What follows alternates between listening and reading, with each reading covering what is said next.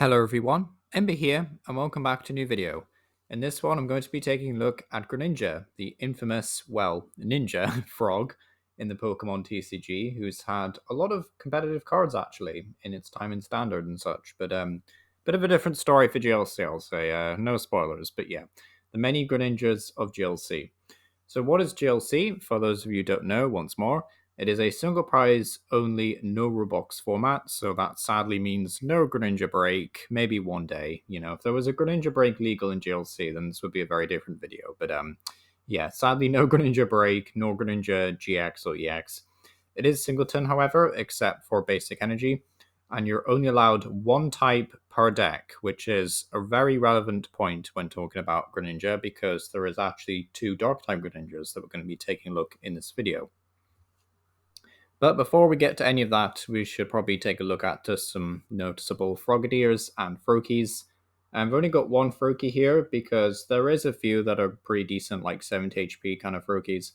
But I thought this one was noteworthy just because of the ability Frubbles, which is a great name for an ability, by the way. If this Pokemon has any water energy attached to it, it has no retreat cost, but also for the main point that you can get a shiny version of it. So I just thought that was worth mentioning if you want to bling out your deck, all the rest of it. There isn't really a expensive Greninja, so to speak, but there is, a shiny Froggy and a shiny, Froakie, shiny Froggy, and shiny Frogadier. And speaking of Frogadier, I've got two over here. The main one, of course, being Gale Shuriken, which, funnily enough, there isn't actually a Greninja from Forbidden Light legal in GLC because they only released the GX in that set. A random piece of trivia for you there. But this Frogadier does have the ability Gale Shuriken. It says, when you play this Pokemon from your hand to evolve one of your Pokemon during your turn, you may put 2 damage counters on one of your opponent's Pokemon. So effectively just 20 damage snipe, so quite nice, especially if you're just going to go up the slow route to evolution and not bother with Rare Candy. Although you probably will because, Arida and Arven exist. But aside from that, a pretty good Frogadier overall. But the first Greninja we can take a look at here is an XY promo.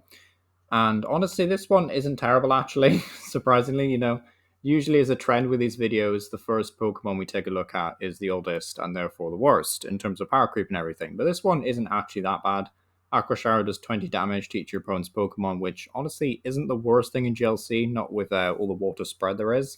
And then Dual Cut, flip 2 coins, does 60 for each heads. So can do 120, which for 2 energy, yeah, it's not great, but it's not terrible either. Like, this is unironically better than some of the other Greninjas that we'll take a look at here today. So, yeah, honestly, I'll give this promo props where it's due. It's not the greatest thing ever. I wouldn't go out your way to pick one of these up for GLC or anything like that. But, it's definitely not the worst thing you could run, basically.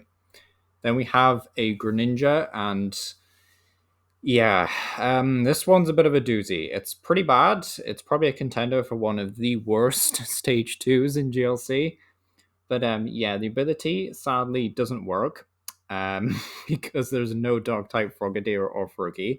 So literally the only way to get this guy out into play is with Dream Ball and Peonia and maybe some other like weird funky combos and attackers. But yeah, at that point you're only getting into play for the attack Shadow Bullet, which for a Dark Colorless only does 60 damage and then 20 damage to one of your opponent's benched Pokemon. So yeah, this one's definitely a one to just keep in the binder for the collectors. It's a bit rough in how bad this card is, but yeah, it is just not worth it. Like, Tyrannotars, yeah, because Tyrannotars typically get great cards, but this is not an instance of Tyranitar. Yeah, pretty grim.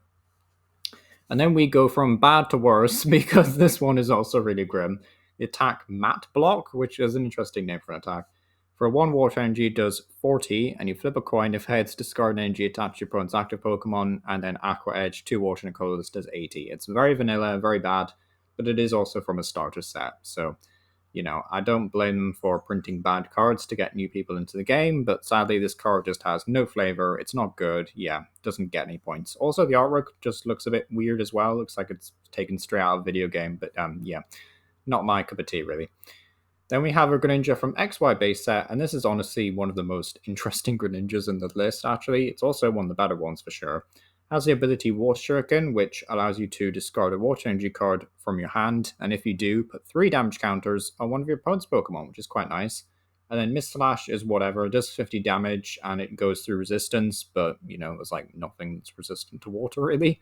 and are not affected by weakness, which kind of sucks, or any of the effects on your opponent's active Pokemon. So if there was something that prevented damage from this Greninja, then you would go through it, which is quite nice.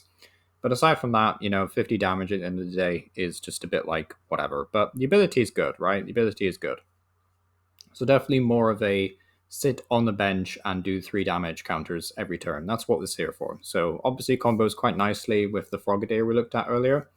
You could combo this with things like the Starmie to allow you to just discard a card and retrieve 2 basic Water Energy from the discard pile. So there is at least some synergy there. And, across the board, I would say this is easy to get going with Irida and only costing 1 energy to attack should you want to. But yeah, honestly, one of the more interesting Greninjas in this list for sure, and definitely one that I wouldn't mind running at some point. So yeah, pretty cool.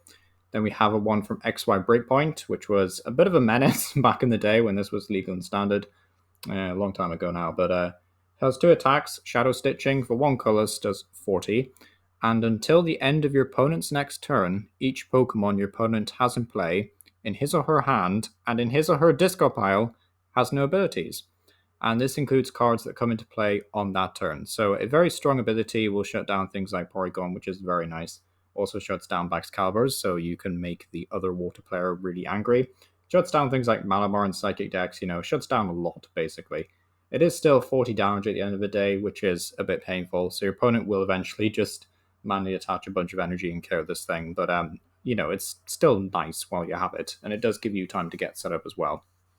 And then Moonlight Slash for 1 Water Energy does 60, and then you can return a Water Energy from this Pokemon to your hand, and if you do, this attack does 80. So the downside, of course, is that if Greninja survives another turn, then you have to reattach the manual energy, which isn't always what you want to do in GLC.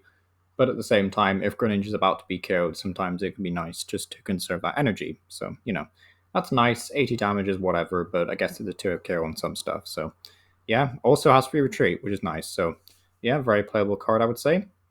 Then we have a one from Detective Pikachu, and this has the very annoying ability Evasion Jitsu. I remember when this was a thing in Standard.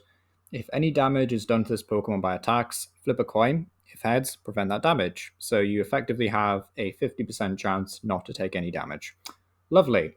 And then the attack, Furious Shurikens for 2 Water Energy says this attack does 50 damage to 2 of your opponent's Pokemon, which is actually the exact same attack as this Dugong from 151. So a bit of synergy there, I guess, if you want to play a water spread deck.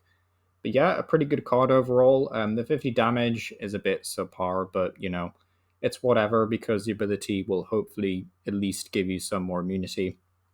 And even if his ability starves off like only 1 or 2 attacks, you're still effectively putting Greninja forward as a Pokemon with the most HP out of any Pokemon in GLC, right? In theory. Like, I know that's not technically the case, but you can kind of see what I mean. If a Pokemon is doing like 140 damage in a single hit to this Greninja, you survive it, you take another 140, you survive it. You kind of see what I'm going for here. You can get a lot of mileage out of this Greninja and its attacks. So, yeah, can be pretty strong. Of course, if your opponent does have Bench Barrier, then you'll only be able to do 50 damage to your opponent's active Pokemon, which is a bit awful. But, still, I would say pretty worth it Greninja and can, prevent damage done to itself. You could even pair this up with Frostlass if you're feeling a bit risky.